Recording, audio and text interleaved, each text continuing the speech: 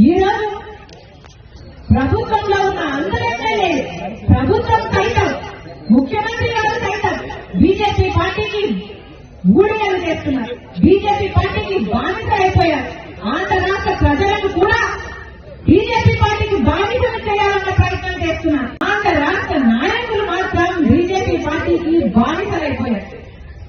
ప్రజలు ఒక్క ఎమ్మెల్యేను కూడా గెలిపించలేదు బీజేపీ పార్టీ నుంచి. కానీ ఈ రోజు ప్రభుత్వంలో ఉన్న అందరూ ఎమ్మెల్యేలు, ప్రభుత్వం సైతం, ముఖ్యమంత్రి గారు సైతం బీజేపీ పార్టీకి ఊడిగలు చేస్తున్నారు, బీజేపీ పార్టీకి బానిస అయిపోయారు.